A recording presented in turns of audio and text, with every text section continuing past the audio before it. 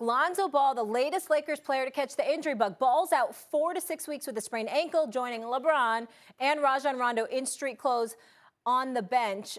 Are the Lakers' playoffs hopes slipping away, Stephen A? I don't think their playoffs hopes are slipping away. LeBron James will be back, and once he's back, I don't think you'll have any concerns about making the playoffs. I think that how far they go in the offseason, I think continuity, chemistry, all contribute to the potential success that lies ahead.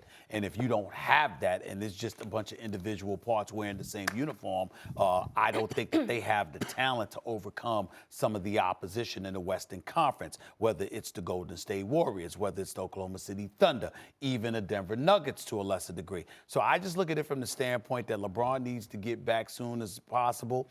I'm not concerned about Lonzo Ball, no disrespect whatsoever, but I haven't been overly impressed. He played a really, really good game the other night, and he deserves credit for that. But consistency has not been his thing. Assertiveness or lack thereof has been the only thing that he's been consistent with.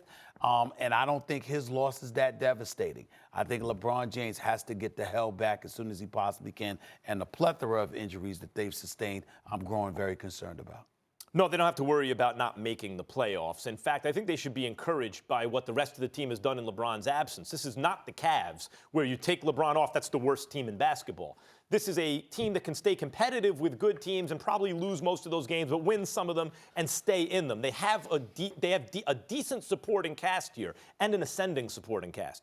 Ingram's getting better. Kuzma's getting better. Lonzo Ball, I don't think, figures into this as much. You know, people should be like, he's not a bust yet.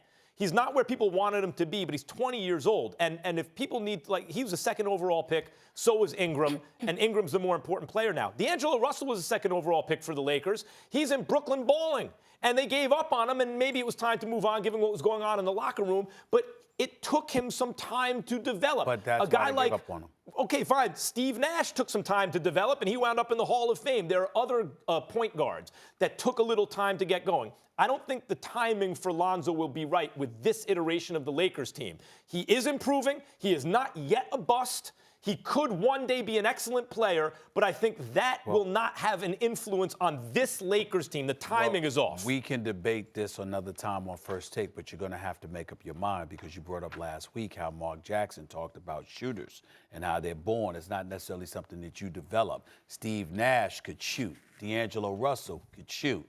Lonzo Ball, not so much. Lonzo Ball has taken the shot. He shot off the wrong shoulder, basically, and he moved it from like here to here. And given this trajectory, it's going to take another season, 3 more seasons to get the ball where it's supposed to be. The point is, I believe one day he may be able to shoot it consistently. That day is not in the near term.